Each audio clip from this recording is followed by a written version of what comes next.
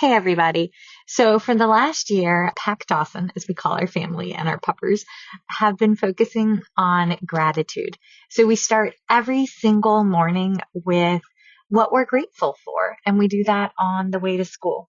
And I thought that would be a fantastic activity to carry over to First Bite. So I wanted to say that I am grateful for the reviews that y'all leave on the podcast. And so I'm going to share one that just made me chuckle. So from Nature 10910, she quoted us as fun, functional, and fabulous. She said she found this podcast a year ago and she hasn't stopped listening. I've been able to apply learning to my kiddos, recommend episodes to coworkers specific to topics we're brainstorming, and have earned continuing education credit. Keep it up, ladies. Love the show. So to Nature 10910, thank you for sharing what you're grateful for about First Bite. We're going to do this every week. We're going to share our gratitude. So thank you for the review and keep them coming, folks. Keep them coming.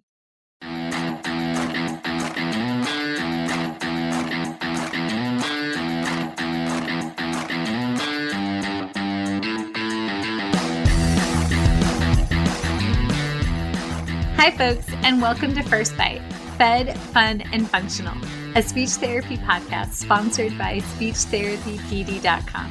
I am your host on this nerd venture, Michelle Dawson, MS, CCC-SLP, CLC, the All Things Peds SLP.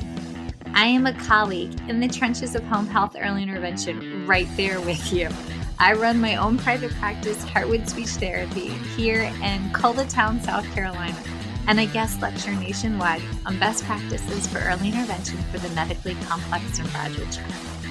First Bite's mission is short and sweet, to bring light, hope, knowledge, and joy to the pediatric clinician, parent, or advocate.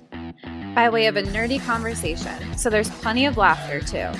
In this podcast, we cover everything from AAC to breastfeeding, ethics on how to run a private practice, pediatric dysphagia to clinical supervision, and all other topics in the world of pediatric speech pathology. Our goal is to bring evidence-based practice straight to you by interviewing subject matter experts, to break down the communication barriers so that we can access the knowledge of their fields. Or, as a close friend says, to build the bridge. By bringing other professionals and experts in our field together, we hope to spark advocacy, joy, and passion for continuing to grow and advance care for our little ones. Every fourth episode, I join in. I'm Erin Forward, MSP, CCC-SLP, the Yankee by way of Rochester, New York transplant who actually inspired this journey. I bring a different perspective, that of a newish clinician with experience in early intervention, pediatric acute care, and nonprofit pediatric outpatient settings. So sit back, relax, and watch out for all our squirrels and enjoy this geeky gig brought to you by SpeechTherapyPD.com.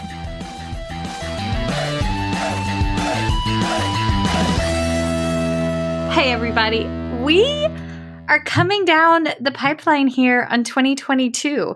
So if my calendar is correct, we are a couple of days before Hanukkah starts and about 2 weeks before Christmas. So I am hoping that may your ASHA dues have been paid in advance of all of the holiday expenditures. And there's my thought on that.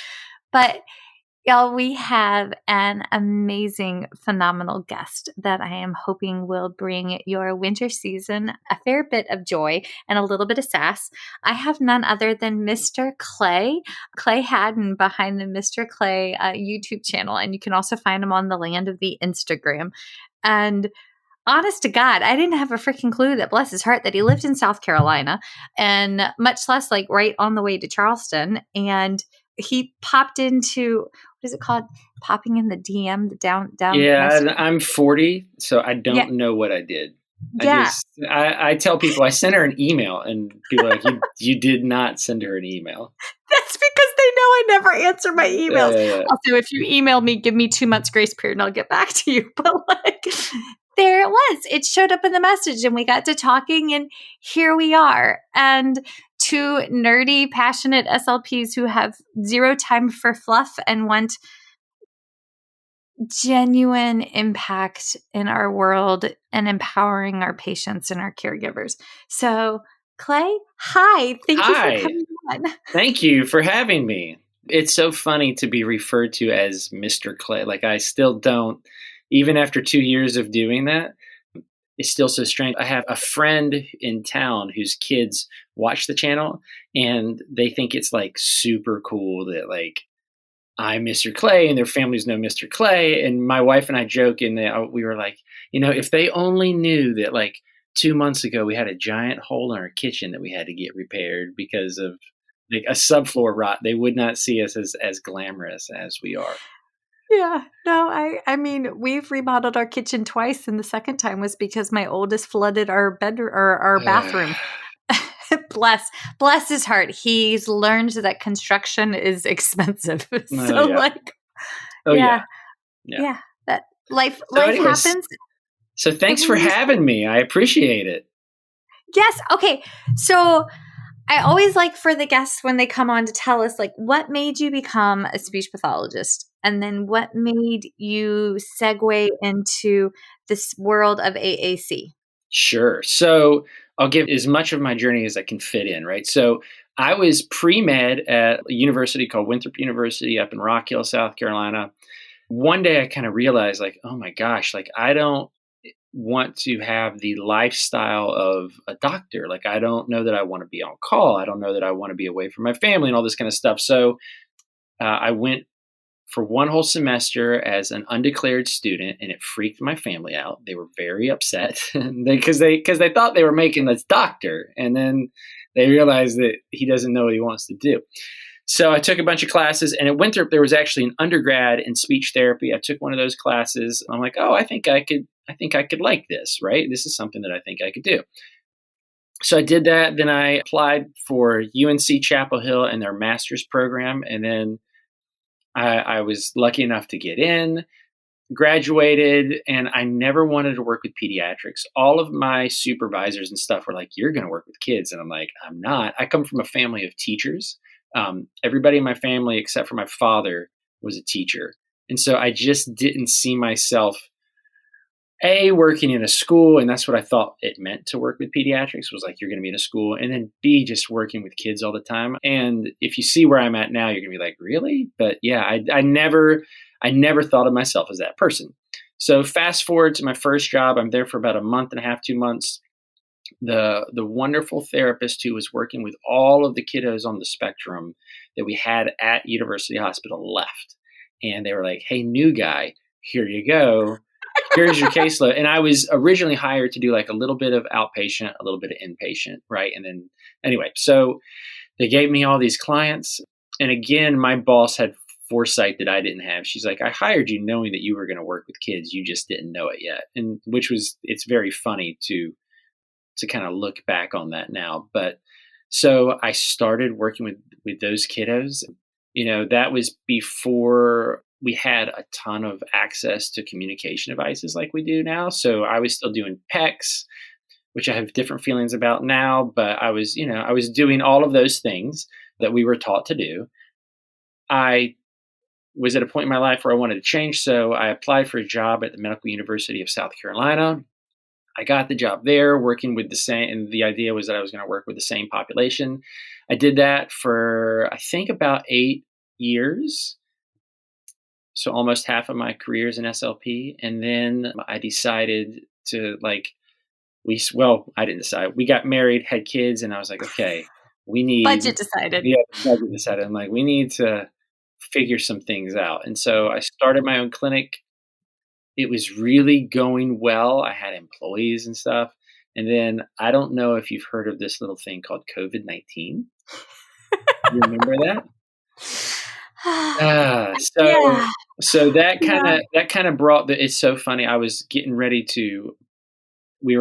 to look at a clinic space in Somerville, me and an occupational therapist friend of mine. And that Friday, we were like, you know what, let's hold off. Let's just hold off another week or two and see what happens with this COVID thing. Like, who knows what's going to happen. It'll be fine. And that was like that March 13th that everybody remembers, right? It's my fault. I take full credit because it was a Friday the 13th. It was my birthday's on March 10th. And that Friday the 13th, my husband took me to the ballet. He hates the ballet. And as we were sitting in the ballet, he's got an old army injury and his disc slipped. And he had to basically crawl out of the ballet because he couldn't walk. And I was like, man, we like jinxed all the things. And then like that weekend, the world shut down. And he's like, this is why I should never have gone to the ballet. Well, I'm gonna remember it's my that. fault. I'm gonna remember that. So yeah, so everything kind of just ground to a halt. And then I had some amazing therapists, but they ended up having to leave for their own personal reasons because it was what it was at that time. So during that time, and I've been working with augmented communication during all of this time. So I've always been an early adopter of technology. And so when iPads started coming out, I was like, hey, boss, can we get an iPad for the clinic? And then Proliquo came out and I was like, hey, boss, can we put Proliquo? And that was like the big, I remember what a huge deal that was, right? And so during the pandemic, I started recording lessons for the kids that I work with. And I was like kind of sending them to them privately. It wasn't anything like super fancy. I didn't really put a lot of time and effort into it. They said, hey, you should just put this on YouTube. I was like, okay. And then someone was like, hey, you should start telling people about this. Okay. And then it's kind of become this piece of the business. It's not huge. I think people who listen to this and like are like, oh, I want to try YouTube. You need to know, like I'm almost at about 8,000 followers. It takes a lot of work to get there unless, and depending on your niche, like my niche, it just takes a little bit more work to get there. But also 8,000 followers comes out to be about $30 a month. So don't quit your day job, right? Like I think it's really important to be realistic about all of this, but that's still part of the business. And I hope that it continues to be. And then if you want me to tell you what I was telling you before we got on air, my ultimate hope with this is that we are able to run a clinic that is subsidized by content creation. So what I mean by that is YouTube, Instagram, picture books, teacher pay teacher, doing some guest speaking things. I'm writing some articles for some other publications and stuff like that, all with the intent of being able to help our families who are in the coverage gap or who need more therapy that insurance won't cover, but they don't have the finances to cover. Like that's the ultimate dream with all of this. So I think we're going to get there, but you never know.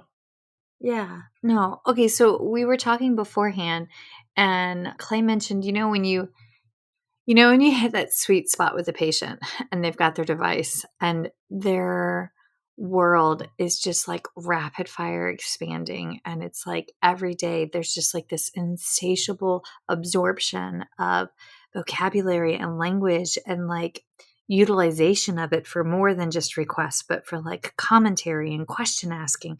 And you hit that sweet spot and you're like, wow, patient A, little Billy Bob needs an increase in services. And he was talking about the frustration when insurance doesn't cover that. Nope.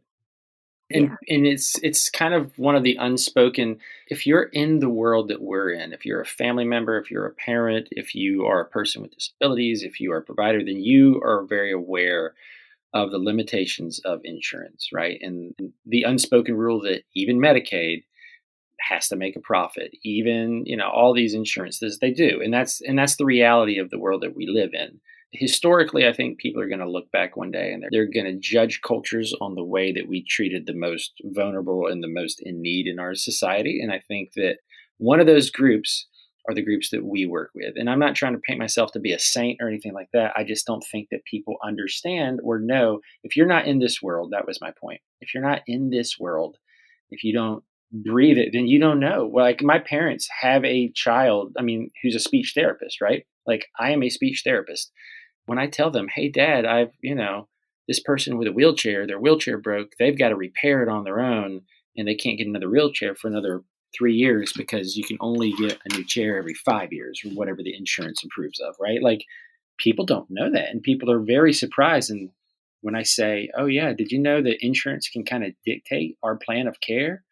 It's something that is I think, defeating to the families, and they're so exhausted that they don't have the time to be the people that make those changes. So it takes the rest of us to be the people that need to push that and to make those changes. Those of us with the time and, ability to do so. Yes. Okay. So I know I made the quip at the beginning about like, we have our ASHA dues, blah, blah, blah, blah, blah. But at the same time, it's the end of the year, the beginning of next year, most state associations' dues are up. And Medicaid, why it is federally mandated, there are state level interpretations and variations. And this is why you have a state association, because you join, because ASHA does not pay to have 50 state level lobbyists. Your state association pays to have a lobbyist registered at the state level to ensure license and ethics. And it is through that entity or entities that you can affect change. So preface today's conversation with, when you're hearing these uncomfortable truths, when we're having the crucial conversations, what is going on in your state and where does it sit there? And if you're unhappy with it, then carve out the time to make it better, even if it's simply emailing VP of Governmental Affairs, Kelly, we love you. You're doing amazing. But there's your opportunity to, with one breath, raise awareness. And with the second breath, put your britches on and go like, fix it. And that is soapbox number 1 done for the day. And can I add to that soapbox? Can I add one thing? Like there are, I consider myself the older generation of all this social media content. You're a couple months older than me. We're good. We're good. So there are so many brilliant, passionate SLPs and OTs and care providers online. If we there's your dog. He's so cute. There's dog. Dog tried to eat the mailman. She had to come get her praise that she did a good job guarding me from the mailman. If we support each other in these avenues too, like there are teacher pay teacher SLPs who have in a year made more on teacher pay teacher than they do in the classroom. First of all, that's insane. That's preposterous, but also the model of supporting SLPs in private practice specifically, just because that's where I'm at, is in supporting them in their other endeavors, like for me, Mr. Clay, and subscribing or watching or whatever it is. If we can support each other in those ways and help those ways become streams of income for each other, then we are going to be also able to affect change. In a couple ways. A, we'll be able to subsidize our work. But also, if these insurance companies really start to get wind of, this company in South Carolina doesn't need us, what's going on down there? And then we are forcing ourselves into conversations too. So that's another thing that I would say is like one of my favorite groups is Play Spark, right? I love them. We did a shirt with them. Yep. They're wonderful and they're sweet and they're having all these babies. And so their lives are crazy right now, but support them, lift them up with money and word of mouth and whatever you've got. When you see an SLP on Teacher Pay Teacher, even if it's like $1, like that, that times 30,000 people, that's your income for a year for some people, your SLP income. So anyway, just that's my soapbox is just like support each other. And yeah. No, we're good. That was perfect. Yes. Okay. All right. So your focus area, because we both agreed beforehand that we hate the word specialty. In my world, because I do PFD first and then AAC second, because they're both intricately intertwined in my opinion. But I do not call myself a specialist and have grave concerns about the ethics of someone calling themselves a specialist if they don't have the BCSS, because to me, that's the earmark, right? So, for AAC, it's ATP, right? Isn't that yeah.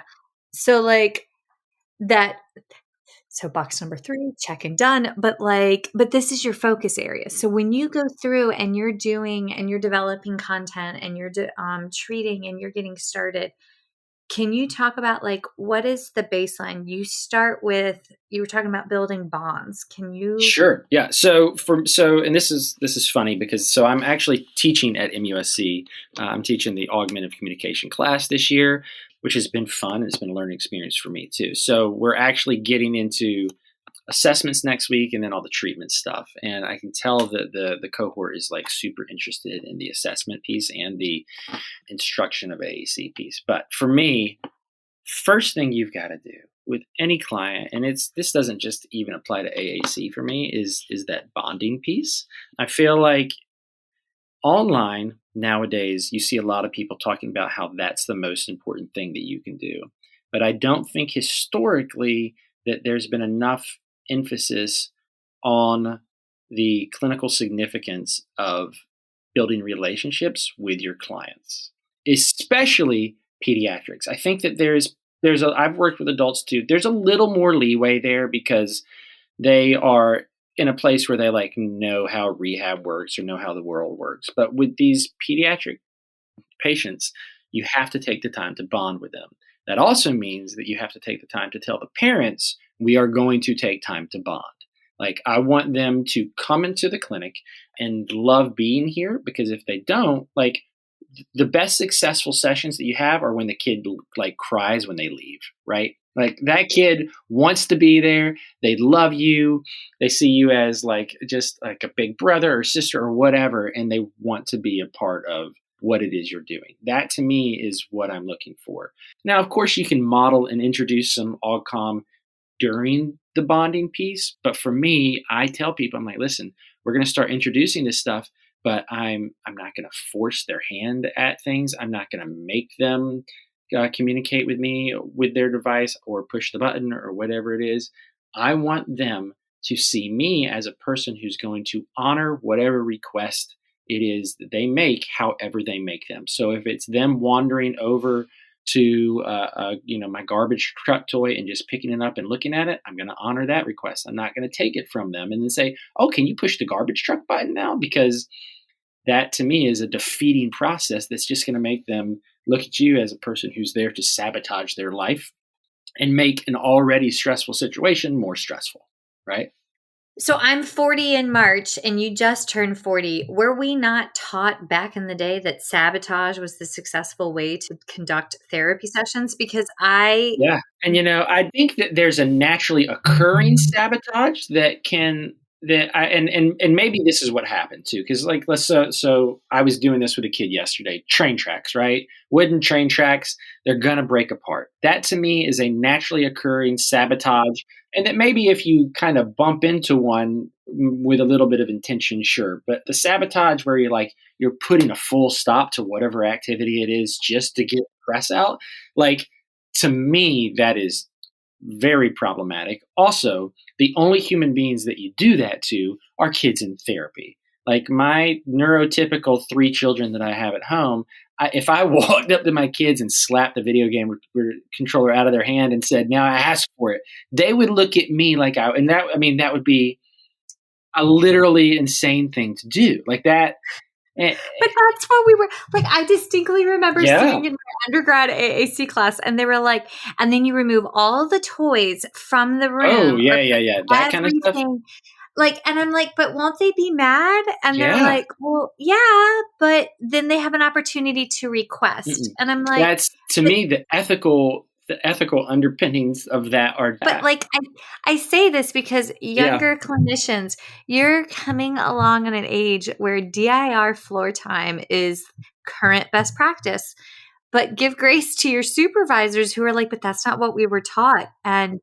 And if they have not pursued ongoing continuing education, because good God Almighty, evidence changes and shifts, then they could be stuck in these antiquated methodologies where they are not worried about establishing a bond with the patient, much less caregiver coaching on how to do any of this. We withhold, we break it, fake it, make it. So that for me, that is the most important piece of all therapy. Like, even my kids with just like articulation delays, like, I tell the parents, I'm like, you got to let me be friends with them first. Like, you got to let me, and not like best friends, but you got to let them trust me. For example, like with Artic, let's just take that as an example that's different. If you tell a kid, okay, we're going to do 5 S words, and then after that, we're going to start our game. And then you say, you know what, you're doing a really good job. Let's do 10. That kid all he's thinking is, oh, so you're a liar? Like you're telling me, and again, it's just that kind of stuff drives me crazy, and it is counterproductive towards our goals of making these Allcom users efficient users. Our goal is support, support, support, support, support. I mean, our role is support, support, support, support. Anyway. And I have success doing it that way too. I heard someone a long time ago call it the grandma approach, where you want these kids to have see you, because the person speaking was like, think about your grandma. If you have a good relationship with her, your grandma let you do whatever you wanted to do, or so she let you think that she let you do whatever you wanted to do. And then when your grandmother says, hey, can you come here and take care of me for a weekend? What do? You get up and you go, right? So that's the kind of bond that we're building, is one of trust and mutual respect, so that then when I put this pressure on you, or I try to get you to do something, it's from a person who you trust and you have respect for. Yes. I love how you use the grandma example. Folks, I record in our guest bedroom, and it's my grandma's furniture that raised me. And my grandma raised me. And so as dogs laid out on the bed behind me, I'm not sure if you can see her little fluffy butt blending in, but this is, yes, the grandma approach. Also, she was impeccable with the clogs. Do you remember the clogs from the 80s? That had the wooden sole? I don't know, but if we misbehaved, she would raise her finger and you got one. She could take that shoe off and pelt you from any direction. It was like a flying frisbee, her aim. Yes. Maybe not everybody had the same grandma I had. There were I don't even think my grandma had wooden shoes. Oh, yeah. Go team. Okay, so that's what happens when you're in Wyatt Oak, Virginia. There you go. I digress. Okay, so talk to us about manding. Okay, so this is another thing that I am kind of a stickler for, and we see this a lot. And I don't fault people for this, because it's something that's an easy thing to default on, especially as a family. But we get too caught up on requests. That is a stage that we stay at. And there's nothing wrong with that, but we have to actively push ourselves beyond that. And that's one thing that I want all of our therapists coming up to know. The reason that I feel that we fall into manding is because it's easy for us to do, and it's something that we can do efficiently and quickly, right? Quick data. It's quick data. And it's also, though, it's quick and it's easy for us in terms of instructing people, right? It's so easy for me as a therapist or the parent to go home and say, model, I want crackers, or I want apple, or I want. But if you think about what conversation is, and again, I've learned so much from having 3 children. 2 of my boys have dyslexia, but none of them have speech impairments, right? If my kid came up to me and said, I want apple, right? Even at the age that they were at, I would say, well, this does not feel like a natural conversation, right? It's much more along the lines of, they go to the cupboard, they open it, and I say, what are you looking for? And they're like, I don't know. Those are the conversations that we're having in our house. And so while manding is good, and while I think it is essential, and I don't think that we need to get rid of it totally, I think that we need to really have conversations about and this is what I try to do in my video too, is just provide examples. My videos is provide examples of commenting, of just labeling things, of using core words and more abstract fringe vocabulary, and providing those examples. And also a way to get past the manding, I think, is to tell parents the process of learning to communicate with Allcom is kind of slow and a little laborious, right? And there's nothing wrong with you having to look at the device to search for a word that you can't find, and it taking a few minutes. That is to no detriment of the child. And in fact, I think that we're going to see research that shows this, having someone model something incorrectly or have to figure something out is a huge needed skill for these individuals, right? Just as it is for someone who's verbal. So I may say, I might call one of my kids by the wrong name, right? You might call him by your dog's name. Well, then, you don't break down and start that whole conversation over. You move forward and explain like it's just this progressing forward thing, right? Whereas what I see with all calm is that we stop, do a total repair, we break everything down, and it becomes almost too much when it was maybe just a mistype, or maybe the symbol looked like the symbol that you're looking for, or maybe they were trying to express a concept there's breakdowns that we need to work through. And I think that, go ahead. Sorry. No, I was going to say we have semantic paraphasias and phonemic paraphasias as part of normal speech, like all the time. All the time. And I mean, and that's okay. And what I love is when I see a little one working on their device, and I have this one little girl comes to mind, like she watched me go in. I love Talk to Me Technologies and I love Control Bionics. Those are typically the companies that I partner with. But she watched me go into LAMP until level 3 because I was trying to figure out like where the permanent word was, because we were at the transition level, and I wanted to make sure that as I was adding vocabulary, I added it where it would be when we hit that final stage, right? So she watched me one time enter the code and go back in, and baby girl hacked her own device. Those are her mom's words, not mine. Hacked her own device, programmed all of her preferred fringe vocabulary one night when everybody was sleeping. Woke up the next morning and told everybody, I don't want to hear no. I want Dorito nachos now.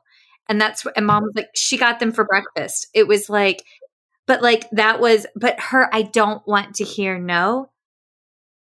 I was like, this is why we always offer negations. That's one thing that, like, yes, watch them watch you communicate on it and be befuddled and be confused, because it is in our vulnerabilities that we can shine, that people learn from our cracks, right? But, oh my gosh, even talking about like literacy, right? Like, everybody talks about literacy with regards to augmentative communication. It's a huge piece of it. It's so important. But what's more powerful than your kid watching you spell out a word that you have to find to search for within Protocol to Go or LAMP or whatever, right? Like I make these kids an active piece of it, and I say, I don't know where that's at. Let's find it. Like, and we go through it together, and it can be slow. And I think that's part of it too, is that we want this to be a fast sprint of a thing. And it's a marathon. We're in marathon mode, and it's just, that's the way it is. Yes. Yes. Also, when you're talking about calling your children the wrong name, our dog's name are Chewbacca and Dog, and our kids' nicknames are Goose and Bear. So like the semantic paraphasias, I just start randomly just rattling off all of the animal names. Eventually 4 of them will come. I mean, 2 are human and 2 are 4-legged, but like I tell people this all the time within the community that we work with and the kids that we are lucky to work with. It blows my mind that sometimes it feels like we have higher standards for effective and first press good communication for these people than we do for any other human on the face of the earth. And it absolutely blows my mind. People miscommunicate every minute of the day.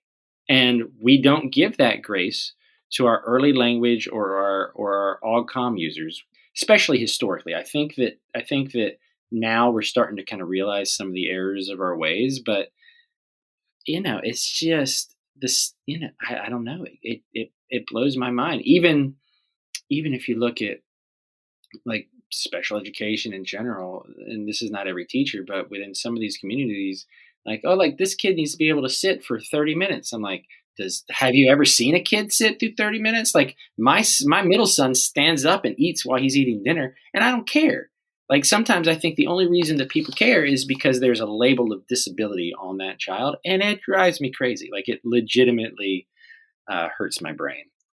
But I feel like that falls back to colonialism and like the inherent racism of the upper middle class white requirements of this as societal norms. And we have these conversations with our children because Goose was doing something, and I don't know, Goose is my oldest, and like he gets excited, he flaps, he spins. Like we're a neurodivergent family, right?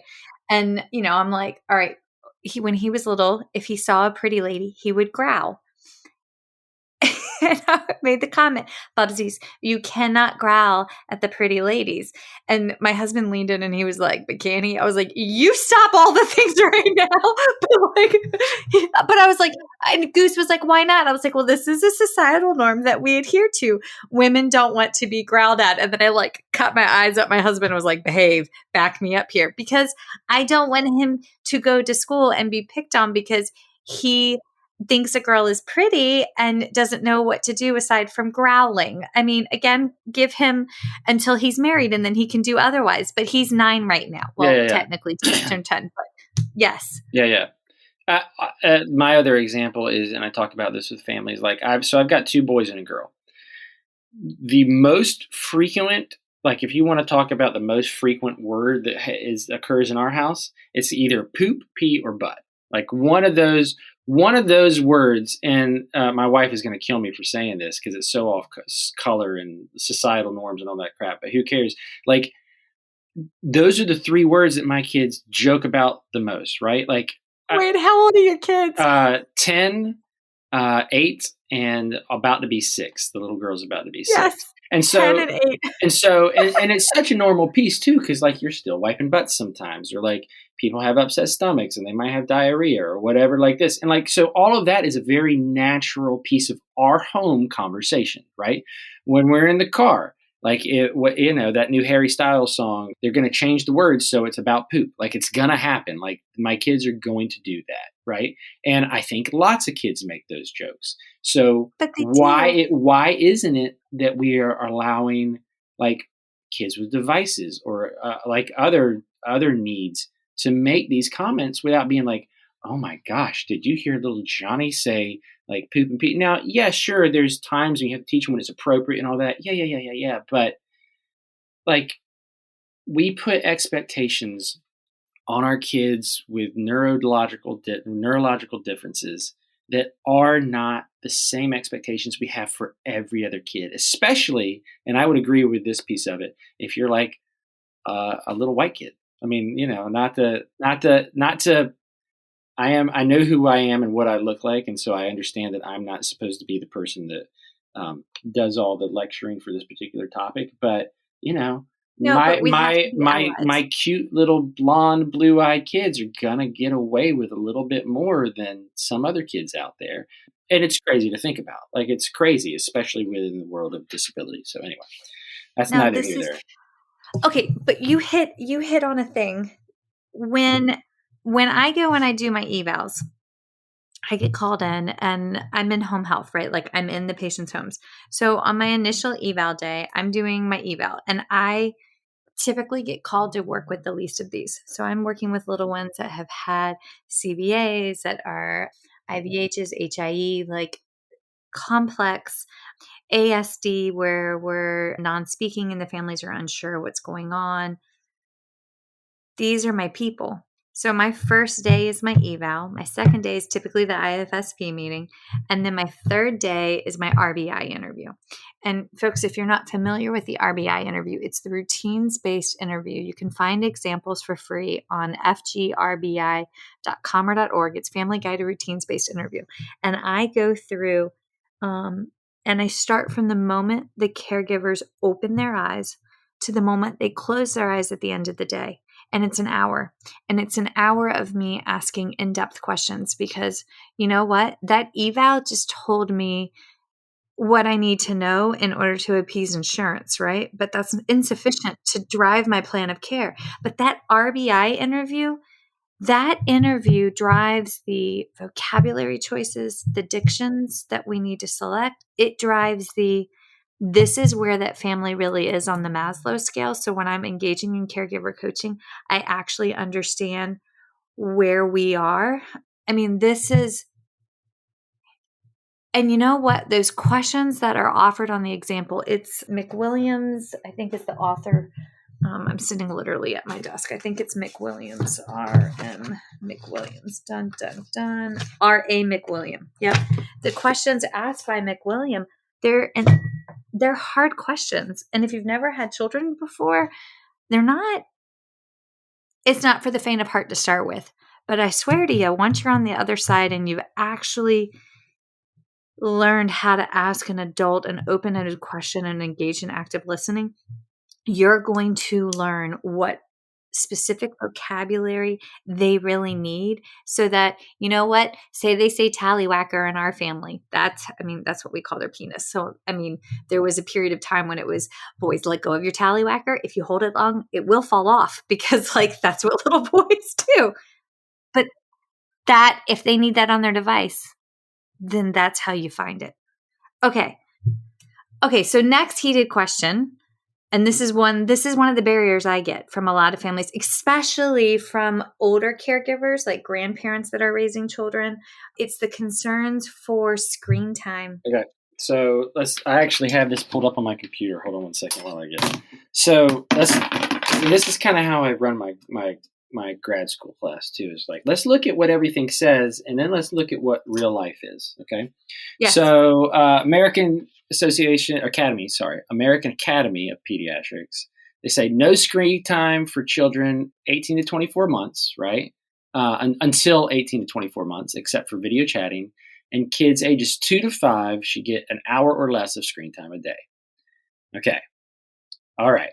So let's break that down to the COVID period, the pandemic, right? Let's just take that chunk of time when we realized, if you want parents to work and have jobs and be like normal functioning people, then kids are probably going to be exposed to more screens than that. Okay. Now, does that mean I don't want any of this to sound like I'm advocating like, hey, park your kid in front of a screen. I am not doing that. That is not, I do not believe that. But I think there's also a reality of that weekend. So there's 5 of us in our house. My wife is a teacher. I work with kids. I've got 3 kids. Sometime over the next 4 weeks, one of us is going to come home with a stomach bug, right? And someone in my house is going to be vomiting profusely within the next couple of weeks. That's just what is going to happen in my life. And we're going to say, why? What God have we done to you? What is going on? Anyway, so there are times when you're going to need the screen, right? I also think that there are, and we've seen this over the pandemic as well, there are benefits to good screen usage. One of my big things that I talk about online a lot is my disdain for CoComelon. If you've heard of CoComelon, I loathe CoComelon. So here's why, and this is backed up. There was a recent. If you want to read about this, go to my website, Mr. Clay SLP. Mr. is spelled out, and there's a blog entry about this that has links to the original New York Times article. But there was just this little cover story on CoComelon and how they, create their videos. And CoComelon, basically what they do is they like bring a kid into a room, you watch the video, they have a distraction video, and they label the distraction video that's next to it as something mundane, like a parent pouring coffee or tying a shoe or something like that. If the child stops watching the CoComelon video and starts watching the distraction video, they pause the CoComelon video. They change something in it, whether it be the hair color of the person, the way the camera moves. They bring in a new kid, and they do that ad nauseum until the kids are not distracted by the distraction videos. They're literally addicted. They're literally creating that. Now, the reason that I think that that's important is 2 things. A, they're creating what we know that screen time, especially in small kids, does bad things to serotonin levels and all that kind of stuff neurologically. We know that there is a possibility for that. Also, though, and to me, the bigger, more nefarious thing is that they're teaching kids that life things like pouring a cup of coffee or doing this or this or this, that those are bad, that those things are not fun and not. Now, granted, they might just be teaching that to the kids in the trial, but I think that is of concern. That being said, there are amazing YouTube channels. There are amazing places online that you can get good entertainment that's educational for your kids. There's also things that you can do to just educate yourself. And here, let me go down this list. So if you go to and I think this is a great website, if you go to healthychildren.org, which is the American Academy of Pediatrics, love that website. There's a family media plan, right? And you're allowed, it's free. You can go through, I think it's like 11 pages. You can click through it, and You can pick your media priorities, practical tips to make the plan work, why it's important, how to finish your plan, how to share your plan. It's a good first step. Now, let's say you don't have time for that. What can you do? The first thing that you need to do is know what your kids are watching. And I think that that's obvious, but I think that we forget to do that sometimes. And that happens insidiously. Oh, yeah. It doesn't. YouTube is notorious, for example, or I mean, really any of the streaming platforms are notorious for just cycling through to the next thing, right? Or like, oh, here's a big colorful picture, yada, yada. On YouTube, for example, you can make yourself a playlist. You can turn guided access on, lock them into that playlist. You could try YouTube Kids, although YouTube Kids content, not everything. For example, I applied to YouTube Kids like 2 years ago. I'm still not on YouTube Kids. I don't know why. I don't know what the credentials are. It's a very hard thing to kind of crack into. But it is what it is, and that's okay. So you can make your own playlist. The other thing that I tell people to do is interact with your child while you're watching things. So and I'm going to use my own YouTube channel as an example because I'm allowed to. But one of the things that you see that I do is I actively pause. I talk to the screen. During those moments, my hope is that you are vocally responding or that you're responding on your communication device using symbols like the ones I present in the bottom left-hand corner or other ones. There's a really great channel called Cosmic Kids Yoga. I Getting love on that. the ground, oh, my kids are too big, doing but I yoga love with your it. kids. Or there's another one that's called Art Kids Hub or Art Hub for Kids, one of the two.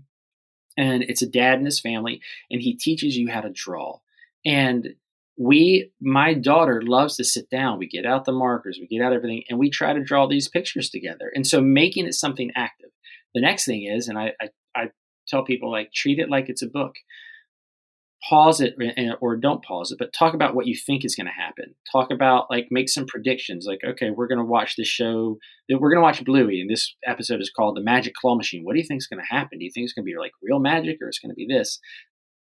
Talk about these things afterwards. Like, if you're like, oh, remember that time that Mr. Clay said this or this or this or this? This is like that. Or you sing some of the songs outside of what it is we're doing, right? Those are all really good, efficient ways to use screen time to your benefit. Also, though, and I will encourage this too, especially with like kids who are a little bit older, don't do it so much that they don't like enjoy watching TV with you. like tonight, because I mean, full disclosure, my plan tonight is to go home, make food for our kids, and sit on the couch and watch Pinocchio. And I will probably be like checking my phone the whole time or like reading a book while they watch the new live action Pinocchio. But, you know, I some of that screen time needs to be stuff that is impactful and meaningful and that can help you create a bond and develop language. I think Bluey is a great show. If you haven't watched Bluey, it's such a good show for showing parents how to, like, this is how you pretend play. Like, these are all important things. So anyway, that's my soapbox. Do you ever read Malcolm Gladwell? I would like to say I read him, but I listen to his audiobooks.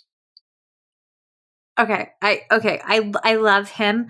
My ADD is bad enough that I can't process audiobooks. Like, I have to physically touch it. Otherwise it's literally in and one out the other. But he was talking about, I think it was in The Tipping Point, where they were talking about like the presentation of novice or novel material to children. And they were comparing and contrasting Sesame Street with Blue's Clues. And what they were talking about was with Blue's Clues, when it was originally conceptualized, they showed the exact same episode 4 iterations in a row. With Sesame Street, it was a new episode every day. But when they did the test and post-test on how well the child learned whatever the specific concept was, it was Blue's Clues. It was that same steady iteration that they absorbed the content material in. And that to me was so true of everything. I think adults, the farther we are away from our childhood, the more we forget how long it takes us to simply learn something. There is a reason that people listen to that Encanto song, that your kids were listening to it 15 times in a row. it's not some wild fluke. It's all very much based in like the neurology of human development, right? Like we as kids crave the repetition so that we can learn it. It's the same. I mean, it's the same reason why there are so many songs like the ABCD is this. It's all the Twinkle, same, right? So that twinkle. our brains can Yes. latch onto something and learn. Or Yes. and But that's the same no, with, you go ahead. I'm sorry, go ahead. I was going to say, but that's the same with Exactly. AAC. You cannot just hand off a device to a family, especially when they have unspoken barriers that maybe they haven't verbalized, like fear of breaking it or fear of not knowing how to use it or fear of doing it wrong. I mean, I could list countless barriers, but it takes time. And it is that constant, steady, fun, and joyful exposure where it's no pressure. You're not forcing a child to communicate. I mean, multiple modality forms of communication. I'm going to accept all of the above spoken gestures. I mean, how direct, whatever. Like, Yeah, multimodal for sure. Yeah, and sorry, now I'm losing my train of thought. I'm like thinking about a million different things with regards to all this. I'm also big. Do you use any video modeling therapy in your clinic at all in your practice? So no. Yes, but no. I have them take sure. videos of me doing it, or like I'll capture videos of like one caregiver doing it and I'm like, look what a great job you did right here in this moment. So And then I yeah. also for the past couple of years have done an OT colleague of mine and I have done a presentation for the OT students here at MUSC, and I think that video modeling as a therapy technique for pediatrics is super underused. I Do use you it for do? Okay. feeding all the time. And that's great. But I think that if we start looking at screens and screen time as a way to like video model or learn or whatever, I think that there are huge benefits to all of that. Yesterday. Okay, in real time on Wednesday, I recorded Dr. Jean Marshall. She's a speech pathologist out of Australia. She's brilliant. She's lovely. She's a PEDS PFD SLP, and they're doing sim modeling and sim labs with video for like NICU and post NICU and early discharge, so that they can, with emphasis on how to engage in caregiver counseling, caregiver coaching, and correct positioning and holding. And they're doing that with their students and before they send them out, like their new grads and their students. But that to me, the untapped potential and having that opportunity. And you know what? Thank you, COVID. This was all a direct growth from, I mean, it was horrible and the world stopped, but I'm always going to choose joy because I don't know how to not. But like, that's one of the things that is beautiful and came out of it, is that now we have embraced different ways of learning, and some people Yeah, learn better that way. absolutely, 100%. Yeah. And it has been a fun thing to watch is the way that people learn and the way that people appreciate you trying to teach them in different ways. Don't get me wrong. There are some people who hate Mr. Clay and think that I'm horrible. I've gotten those messages too. Thanks, America. Um, uh, I have oh my God. too. So people hate when I'm like, really? Like, if you don't like it, don't listen to it. You don't I need had to be some ugly. individuals tell me that I was harming children, and I'm like, well, let's like, I don't have a great singing voice, but like, I'm not harming anybody. It's all very interesting, but that's okay. It comes with the territory of putting yourself out there. Yeah. When you put yourself out there, have you heard the Teddy Roosevelt Mm, quote, "The No, man in the arena"? You need to okay. Google "man in the arena," and that's what my husband gave me when I got a bad book review. He goes, "Baby, you put yourself out there and you did something different." Y'all, this is off the record here, but honest to goodness, real, when you put yourself out there, you make yourself vulnerable, and It's that's super scary. scary. The first time it hurt, and I was like, oh no, and like I really internalized it, and now I don't care. Oh no, I still cry. I mean, it gets me a little bit, but I don't know. I feel like I'm trying and being sincere as I can be. So But your job when you're pouring evidence into the world and you're delivering messages that need to be delivered, I truly feel that your job is a seed planter. Not all of them will grow to fruition. And for some people, you are there for the duration. For some people, you just come along and sprinkle it and move on about your business. But okay, we have only 5 minutes left. So with the last 5 minutes, give us your parting wisdom for somebody who is just wanting to really deep dive into AAC. Maybe they didn't have what are your this was a total flop, don't do this kind of moment. So yeah. Here's my parting words, and this is what I want my grad students to get away is don't be afraid to try it. Okay? Be prepared to fail it. Be prepared to be bad at it, to be frustrated, to want to put it down, but don't be afraid to try it. I think the hardest thing to do, especially for older SLPs, and even some of this generation, is to pick it up and immediately feel overwhelmed by the choices and the options and all of that. Do not be afraid to try it. And I mean, I'm kind of like you. I'm a very glasses half full person. I like failing at things because if you do not fail at things, you cannot learn what you can do better, right? Like if you were, and that's why I also hesitate on calling myself an expert on anything because it puts you in this posture of there's nothing else for you to learn, and I'm always ready to learn new things or at least hear the other perspective. But anyway, my point is just try. Like pick up an AAC device, start playing around with it, try it. Be honest with your families, like, hey, I didn't do this right, but let's try it this way next time. Or I'm going to look here, or I'm going to do this. Like it's AAC is new. iPads have only I think it's new. iPads have only been around for 10 years, essentially. That's insane. It feels like we've had them forever. And so for anybody to say, oh, I've got it figured out, means that they don't, but they want you to think they do. That's honestly, I think the hardest part for me to start with is the goal writing. That's because I feel like I go out and I do my eval and I'm like, I want to go here with this kid. But then I have to sit down and write the goals for insurance. And I always panic in that moment that I'm not going to write a sufficient goal to capture what this tiny human is doing. And I can see the success, but then that's still going to meet. And that mental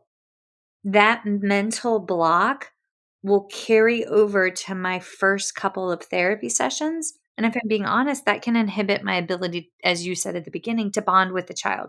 And that's so crazy that I get worried about a goal, but I hate goal writing. I don't think that that's crazy. I think that that's very, very super duper normal. Goal writing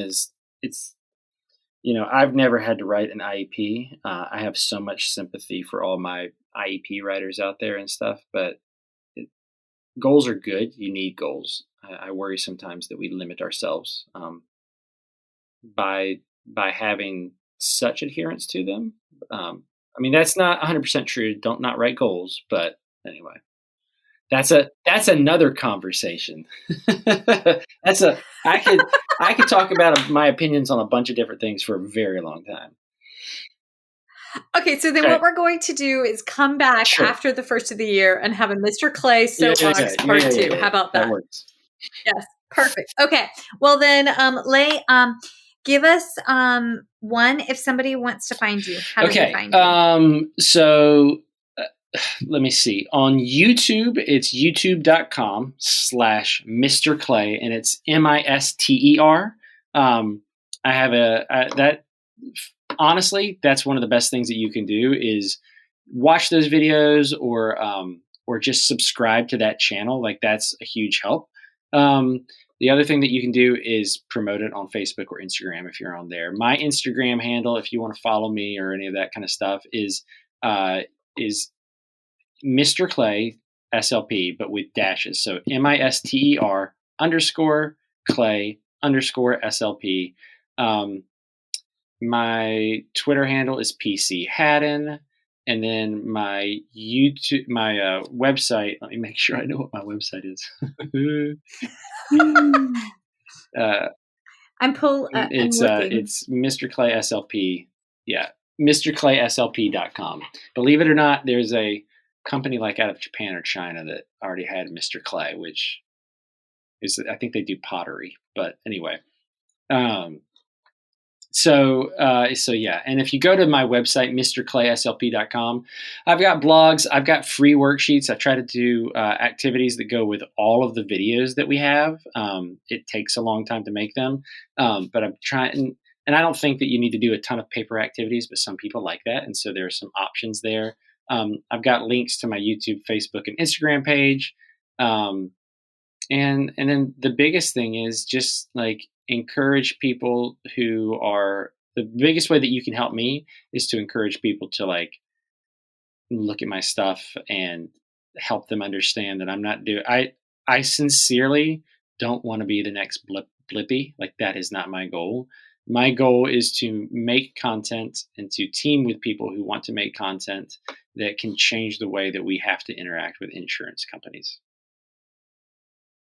Yes. That's the goal. This is lovely. Yeah. Thank you. Of course. Thank you so much. You're doing great. I mean, you're doing great things, and our tiny humans appreciate it. And Thank so you. do our caregivers. Oh, so, and I have an album coming out in September, so you can download that or stream it on Spotify. But this will be in December. So, and listen, guys, if you're a grown person, I don't expect for you to listen to my album in its entirety. That would be a weird thing to do. But you could download it. I think we set it at the cheapest price that you can set it at. So it's like, I think it's like $3.99 or $5.99, but that would be amazing too. Anyway, that would be.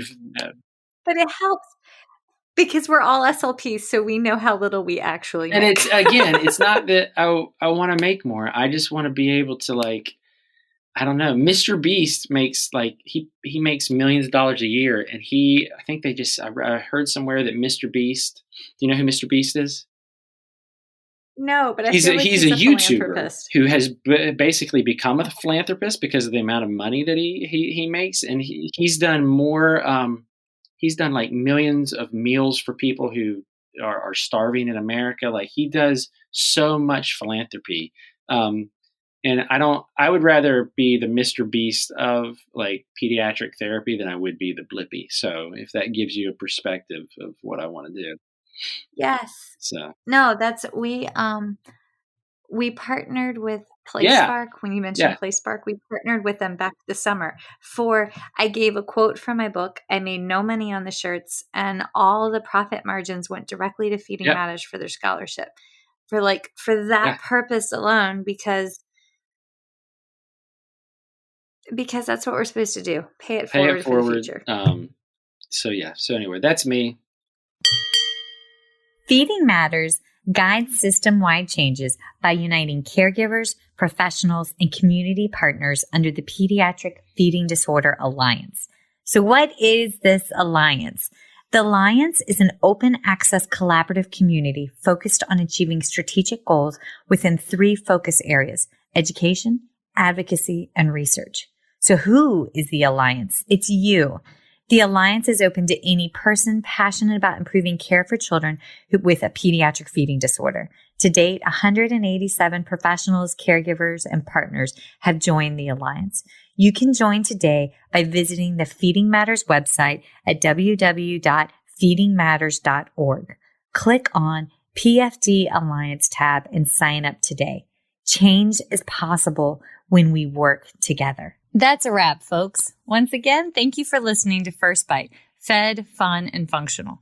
I'm your humble but yet sassy host, Michelle Dawson, the All Things Peds SLP. This podcast is part of a course offered for continuing education through speechtherapypd.com.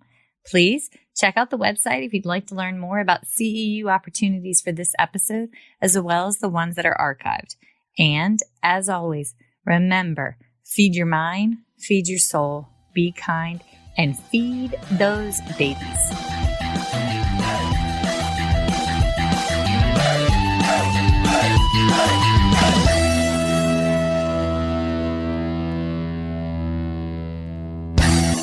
Hey, so it's Michelle Dawson here, and I need to lay out my disclosure statements.